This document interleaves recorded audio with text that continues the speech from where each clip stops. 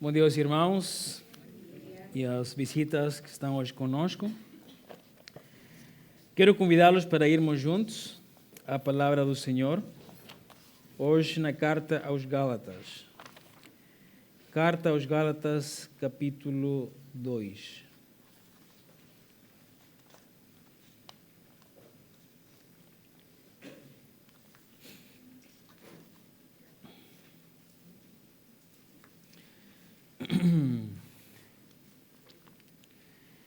Carta aos Gálatas, capítulo 2, e vamos ler do versículo 17 até o versículo 21.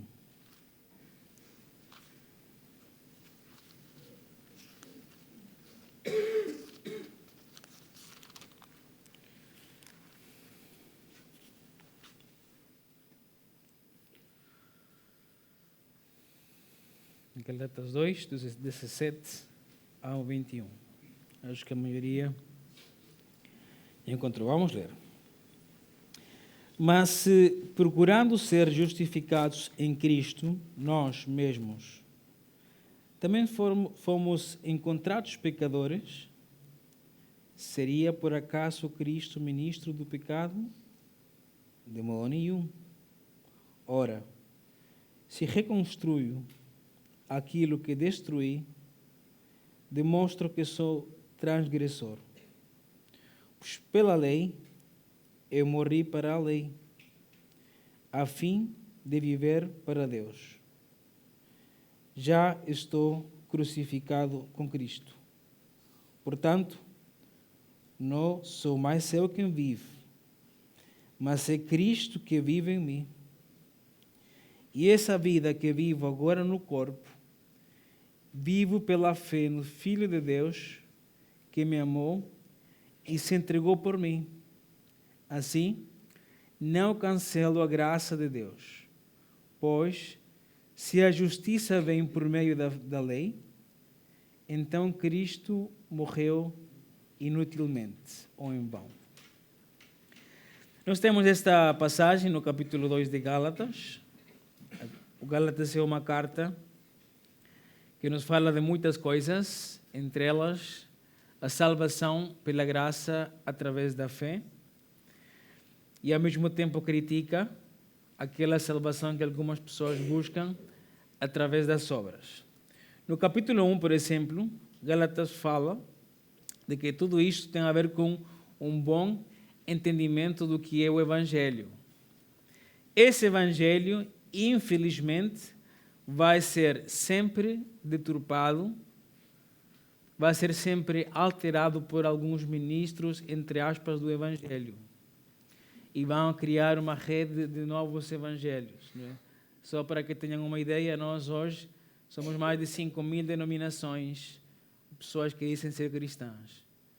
Claramente, uma boa parte delas não o são, porque o Evangelho foi alterado.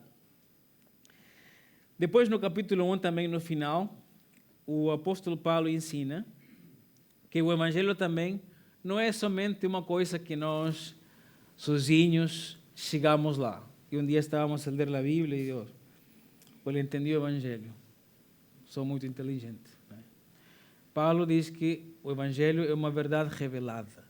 Ou seja, nós precisamos de Deus para entender a verdade do Evangelho. É impossível um homem sozinho, por muito inteligente que seja, descobrir o Evangelho sozinho. Ou seja, não dá para fazer isso. Precisa do Espírito Santo na sua vida, a soprar, para ter vida e entender aquilo que está a ouvir numa pregação, ou que um dia está a ler num folheto, ou que um dia está a ler na própria Bíblia. Também o apóstolo Paulo ensina que o Evangelho, no capítulo 2, na primeira porção que nós não lemos, é uma verdade libertadora. Entre esses falsos evangelhos que o mundo cria, uma das alterações que é feita é que nós precisamos crer no Evangelho, mas também precisamos de fazer alguma coisa. Nos esforçarmos eticamente, religiosamente, para sermos salvos. E o apóstolo Paulo ensina que o Evangelho é tudo o contrário, ele liberta as pessoas. Ele as liberta de qualquer sistema que, entre aspas, as salve. Elas tornam-se livres, salvas, única e somente pela fé. Agora sim, nós chegamos ao versículo 17 até o versículo 21. Então nós vamos tentar dividir em algumas porções esta passagem. E a primeira porção que nós vamos ler é o versículo 17, que já lemos, não é? Ao versículo 18, onde Paulo está a dizer assim: se uma pessoa comete um erro, um pecado, um desvio, é por causa disso que Cristo é ministro do pecado? E o apóstolo responde: de maneira nenhuma. Então, o que quer dizer Paulo com isto? Nós devemos lembrar que as pessoas da igreja de Galácia queriam genuinamente tornar-se salvas, justas e piedosas. Elas, vamos dizer assim, tinham um sentimento, uma boa vontade de serem salvos. Eles queriam ser salvos. Para elas, Cristo Jesus era importante. Elas não queriam desprezar a Cristo, mas elas queriam ter um relacionamento espiritual com Ele. Contudo, esse desejo genuíno, não é, foi praticado de uma forma errada, que os apóstolos não ensinaram. Por causa disso, essa ideia de que era o Evangelho, né, levou as pessoas a pecarem, a irem contra a própria lei de Deus e não encontravam aquilo que eles buscavam, que era justiça, né, justificação, salvação e graça. Então, às vezes nós, irmãos,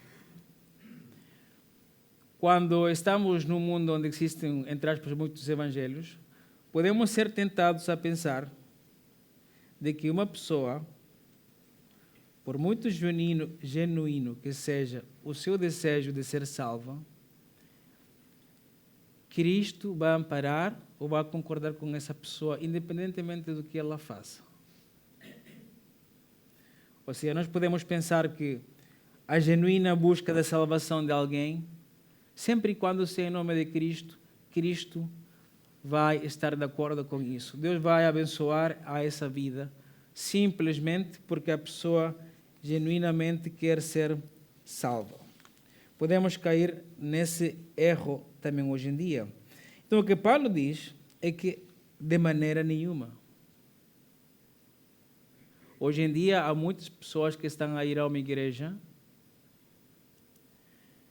que estão a esforçar-se para ouvir a palavra do Senhor, que querem genuinamente serem salvas, mas por muito que o seu desejo seja genuíno, que Cristo seja a ser mencionado no culto, não significa que aquelas pessoas serão salvas. Cristo, por muito que seja no nome dele que faça isso, não vai salvar essas pessoas nem essas igrejas, a não ser que se arrependam. Nesse sentido, eu tirei um princípio, que já falei aqui mais para frente, que uma vontade genuína de seguir a Cristo deve ser unicamente acompanhada da doutrina apostólica, ou seja, de uma cuidadosa interpretação do Novo Testamento.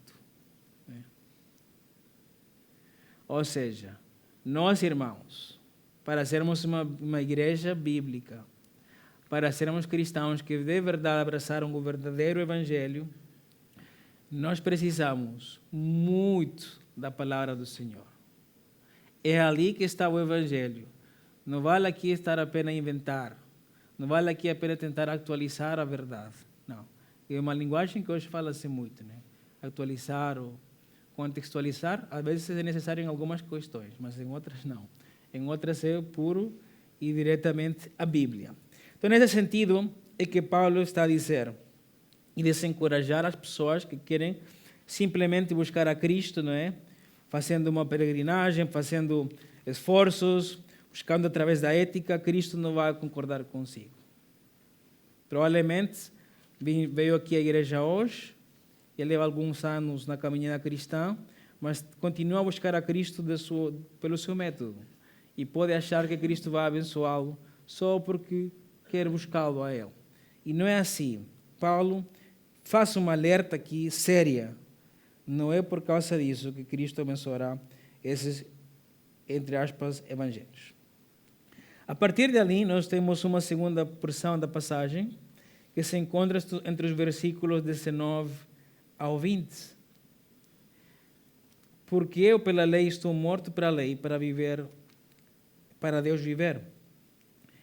Já estou crucificado com Cristo e vivo, mas não mais eu, mas Cristo vive em mim. E a vida que agora vivo na carne, vivo-a pela fé do Filho de Deus, o qual me amou e se entregou a si mesmo por mim. Então nós temos esta segunda passagem, onde Paulo lembra aqui um bocado desse erro, não é? Da lei, que as pessoas acreditavam que podiam ser salvas pela lei. E Paulo diz, eu estou morto para a lei, ou seja, a minha vida já não é feita para chegar todos os dias a fazer aquelas ordenanças do Antigo Testamento. E ele diz, em lugar disso, eu vivo para Deus. Vivo para Deus. E no versículo 20, dependerá da versão, alguns do 20 começam no 19, há algumas versões um pouco diferentes, não é? Mas nesta que estou aqui a ler, que é a corrigida fiel, na Almeida 21, a ordem de versículos é um bocado diferente. Mas Paulo começa dizendo uma frase, já estou crucificado com Cristo. Agora, se nós pensarmos nesta frase, irmãos, ela pode parecer um pouco estranha, porque passa a ideia que Jesus continua na cruz. Reparem que ele não diz estive crucificado ou estaria crucificado, não é? Ele diz que já estou crucificado, outras versões também dizem juntamente crucificado com Cristo. Ou seja que para Paulo, irmãos, o evento da cruz é mais do que simplesmente um acontecimento do passado.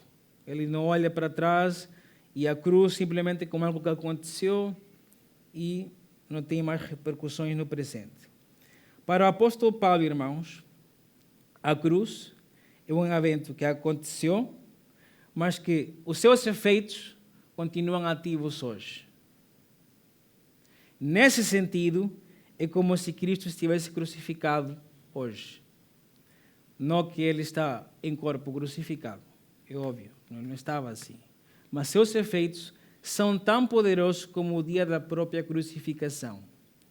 Então, nesse sentido, o que o apóstolo Paulo está a dizer, que eu como cristão, quando olho para a cruz, não devo unicamente pensar que eu acredito na cruz, que Deus estava a colocar a sua ira aí, que Cristo morreu por meus pecados, não, mas também devo ver a cruz como um evento que me transforma cada dia, onde eu coloco meus sonhos, meus desejos, pecados, meus erros teológicos, o meu caráter e demais tudo o coloco na cruz de Cristo. E é ali que eu estou crucificado com Cristo.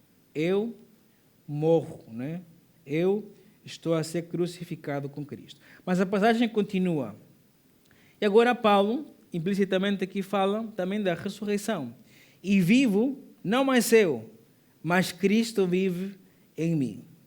Nesse sentido, irmãos, o apóstolo Paulo agora está a dizer-nos que se nós morremos, não é? Depois de Cristo ressuscitar, quem vive agora em nós é Cristo Jesus. O nosso ego deve ser apartado de nós e acreditamos que Jesus Cristo vive na nossa vida. E a partir dali, lembramos como o apóstolo Paulo aqui diz, não é? E agora não vivo mais na carne. Agora, estou aqui a ler duas versões. A vida que agora vivo na carne, vivo-a pela fé do Filho de Deus, o qual me amou e se entregou a si mesmo por mim. Quando nós lemos isto, irmãos, um princípio que nós podemos retirar para podermos entender esta passagem também, é que devemos acordar todos os dias pensando no seguinte: Cristo vive em mim. Por consequência disso, devemos ganhar a consciência de que somos representantes de Cristo na terra. Normalmente nós pensamos, esta é a minha vida, eu tomo decisões sobre a minha vida. Não é isso que às vezes nós podemos ser tentados a pensar. Então, a nossa vida deixa de ser nossa e passa a ser de Cristo Jesus. morremos, colocamos todos nós que nós somos na cruz, Cristo vive em nós. E a partir de ali, sim, podemos entender que vivemos para Deus, como o versículo 19 diz. Outro princípio que podemos retirar com isto é que o cristão não vive mais procurando ganhar-se o favor de Deus, pois isto representaria uma vida espiritualmente egocêntrica, onde se procura ganhar um lugar no céu através das boas obras. Agora o cristão vive para Deus como uma dádiva, sem esperar nada em troca. Pensemos nos irmãos dos Gálatas. Eles tinham criado um sistema, erradamente, não é? Para ganhar-se a salvação através das obras. E a sua vida, irmãos, era sempre fazer coisas boas para ganhar-se a salvação. Por causa disso, tornaram a vida cristã uma vida egocêntrica, porque tudo de bom que eles faziam, a sua motivação não era correta. Já há muito tempo estava ali em São Marcos e sempre há um pequeno cantinho onde vão o cristianismo, não é? Que ensina a testemunha de Jeová. Não é? Aqui em Portugal, pois não são poucos e em vários cantinhos vamos vê-los com seus livros, seus folhetos. Às vezes pode parecer genuína uma obra destas, não é? Tirando aqui a questão da mensagem. Mas as pessoas normalmente fazem isto porque forma parte do seu sistema de salvação. Eles têm que fazer isso para poder tornar-se salvos. E, se calhar, nem sabem, porque eles não têm nenhuma doutrina bíblica da segurança da salvação. Então, muitas vezes nós, irmãos, na nossa caminhada cristã, podemos fazer coisas boas, aparentemente boas, mas com uma motivação completamente errada.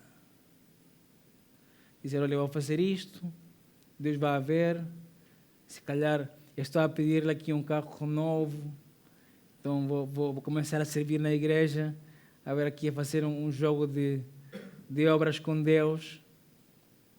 Eu pequei, mas agora vou tentar ler a Bíblia. É bom ler a Bíblia? É bom, mas não salva ninguém. Eu vou batizar-me, porque Deus veja que eu decidi batizar-me e a vez, se calhar, Ele me dá a salvação. Então, facilmente nós podemos tornar a caminhada espiritual cristã uma vida egocêntrica, onde fazemos tudo para pedir em troca algo de Deus. E Paulo diz, não é assim que funciona. É para vivermos para Deus. Então, todo, irmão, que nós fazemos, quero que pensemos em tudo que nós fazemos, agora pensemos na motivação pela qual nós fazemos isso. Por que motivo eu faço aquilo que faço? Por que motivo eu estou na igreja hoje? Por que motivo eu sirvo no louvor, no café, no ensino? Por que motivo eu leio a Bíblia e eu oro? Para tentar pedir uma troca com Deus? Ou simplesmente porque tenho prazer em fazê-lo para Ele? É o que o apóstolo Paulo nos ensina. É o que o apóstolo Paulo ensinou à igreja em Galácia. E depois ele acaba, né, com uma espécie de conclusão: não aniquilo a graça de Deus, porque se a justiça provém da lei, segue-se que Cristo morreu de balde. Se esse evangelho que a igreja em Galácia ensinava, que as pessoas buscavam a salvação através do que elas faziam, se fosse verdade, que não é, não é? Então, o evangelho, a morte de Cristo, de facto, foi em vão, porque ele o que estava a fazer era libertar as pessoas das suas obras. Então, se calhar está aqui hoje, não é, a ouvir a nossa mensagem como igreja, ou está também a ouvir nas redes sociais, e se calhar a sua caminhada cristã pode ter sido muito egocêntrica, virada para si. Se calhar ainda não entregou tudo, como nós cantávamos, não é, aqui há um bocado, não é? Quero entregar-te tudo o que eu sou. Não é? Falta, se calhar, um bocado de entrega. Se calhar a sua forma de entender o Evangelho ainda não é plenamente bíblica. Então nós estamos aqui para dar boas novas, boas notícias, né? Que hoje pode ser um recomeço com Deus, um início de uma caminhada diferente, de uma caminhada que estamos debaixo da graça de Deus, de uma caminhada que decidimos viver para Deus, com motivações corretas, crucificando o nosso ego e deixando que Cristo viva em nós. Amém? Vamos orar. Te agradecemos, Pai, pela Tua palavra. Obrigado porque, apesar dos erros que foram cometidos pela igreja em Galácia, pelo Teu Espírito foram utilizados para um bem maior, que é para achar esta carta, Senhor, que nos ensina o Evangelho da graça. Te agradecemos porque Tu nos revelas na Tua palavra como nós, Senhor, podemos viver em plenitude cristã, crucificando o nosso eu na cruz, permitindo que Cristo viva em nós, vivendo para Ti, fazendo boas obras, mas também com boas intenções. E é isso que nós queremos, Senhor, para caminhar de uma forma tranquila, sossegada, acreditando que o que estamos a fazer é correto. Te agradecemos pelo Teu Espírito que nos orienta, que nos guia, que nos ajuda a entender a Tua palavra. E colocamos tudo isto em nome de Cristo Jesus. Amém.